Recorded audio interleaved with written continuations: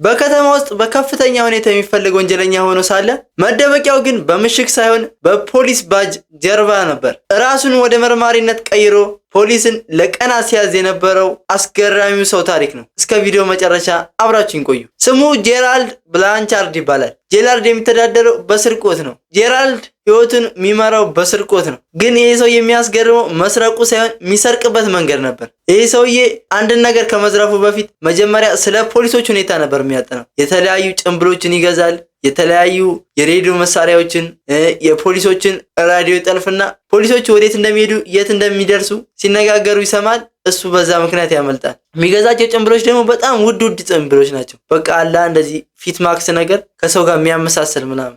እኔ ለምሳሌ ካለ ያንን ጭንብል አሰርቶ ይለብሳል ማለት ነው። ከዛ እኔን መምሰል ይችላል ማለት ነው። ጄራልድ በተለያዩ ሀገሮች ላይ የተለያዩ ዝርፊያ ፈጽሟል። አብዛኛውን ዝርፊያ ያፈጸመው ግን ካናዳ ላይ ነበር። በዊንገል በምትባል ከተማ ውስጥ እጅግ የተራቀቀ የባንክ ዘረፋን ፈጽመዋል። ግን ጄራልድ ባንኩን የዘረፈበት ሳይሆን ፖሊሶችን ያታለበት መንገድ በጣም ነበር የሚገርመው። ባንኩን ከመዝረፉ በፊት ማለት ነው የፖሊሶችን ሬዲዮ ይጠልፋል። መርማሪዎቹ የት እንዳሉ ምን እንደሚያስቡ እሱ ቀድሞ ነበር የሚያውቀው። መርማሪዎቹ የሚያወሩትን ስለሚሰማ አቅጣጫ ቀይሮ ያመልጣቸው ነበር። ጄራልድም ካናዳ ሀገር ላይ በስርቆት ሀገሪቷን ካስመረረ በኋላ ወደ አውስትራሊያ ሄደ። ጄራልድ አውስትራሊያ እንደገባ በቬና ከተማ የሚገኘውን የንግስት ኤልሳቤትን እጅግ ውድ የሆነ አልማዝ ከቤተ መንግስት ከሰረቀ በኋላ ጄራልድ ዓለም አቀፍ ዝናን አገኘ። ዝና በምን እንደሚመጣ አይታወቅም። የጄራልድ ዝናም በሌብነት ሆነ። ሚዲያዎች ሁሉ ስለ ጄራልድ መዘገብ ጀመሩ። ጄራልድ በዘረፋ ወቅት የሚጠቀማቸው ማክሶች ለየት ያሉ ማክሶች ናቸው። ልክ ጭንብል ነገር ናቸው። ሰውን ማስመሰል የሚችሉ ማለት የተለያየ ሰው ፊት ማስመሰል ይችላል። ጄራልድ በእነዚህ ማክሶች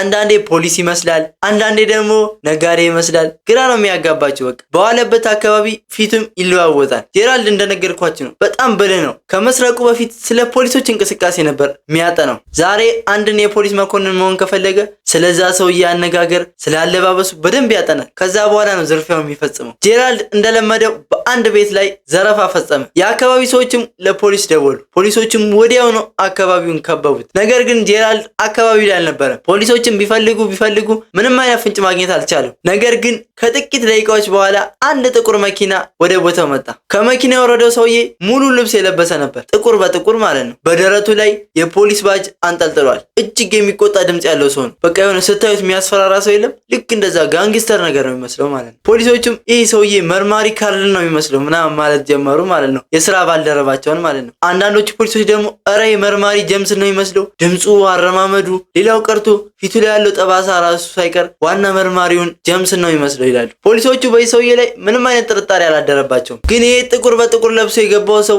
ፖሊሶቹ የሚከራከሩበት ሰው ጄራልድ መሆኑን እነሱ በጭራሽ አላወቁም። ቢገርም ሰውዬ ነው። ዘረፈ፣ ወዲያው ከአካባቢው ሄደ።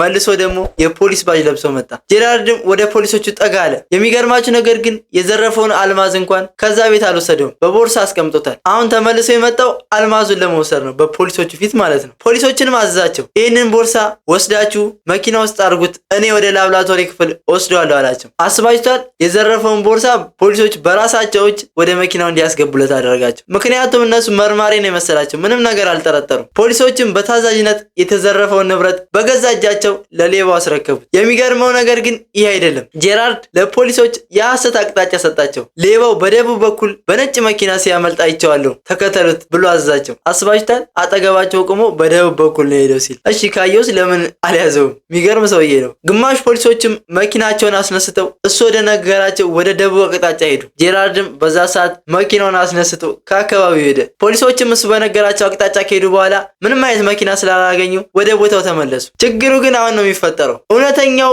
መርማሪ ከ30 ደቂቃ በኋላ ወደ ቦታው ደረሰ። ፖሊሶቹ ደነገጡ። ፖሊሶቹም አለቃ አሁን አይደል እንዴ የሄዱት ለምን ተመልሰው መጡ ብሎ ጠየቋቸው። እውነተኛው መርማሪም ግራ ተጋባ። ምን አይነት ነገር ነው የምታወሩት? ስለምን ቦርሳ ነው? እኔ አሁን እኮ ነው የመጣው ሲል ምን ላይ ሰጣቸው። ፖሊሶቹም ያን ጊዜ አይናቸው ተከፈተ።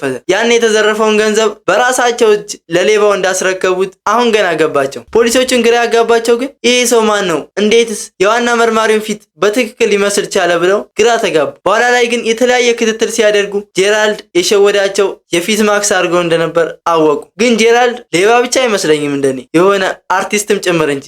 አስባችሁታል? አሁን ሌላ ሰው ቀጣይ ሌላ ሰው የሚሆን ሰው። ጄራልድም በተለያዩ ምርመራ ምክንያት ተያዘ። ፍርድ ቤትም ቀርቦ ተወሰነበት። ነገር ግን ጄራልድ አሁን ላይ ከእስር ተፈቶ በሰላም ህይወትን እየኖረ ይገኛል። ውድ ተመልካቾቼ የዛሬ ታሪካችን ይህን ይመስል ነበር። እናንተስ ምን ትላላችሁ? የዚህ ሰው ብልሃት አስደንቋችኋል ወይስ አስቆጥቷችኋል? በኮሜንት መስጫው ላይ አጋሩኝ። ቪዲዮን ከወደዳችሁት ላይክ እና ሰብስክራይብ ማድረጋችሁን እንዳትረሱ። በቀጣይ በሌላ አስገራሚ እውነተኛ ታሪክ እስከምንገናኝ ቸር ሰንብቱ።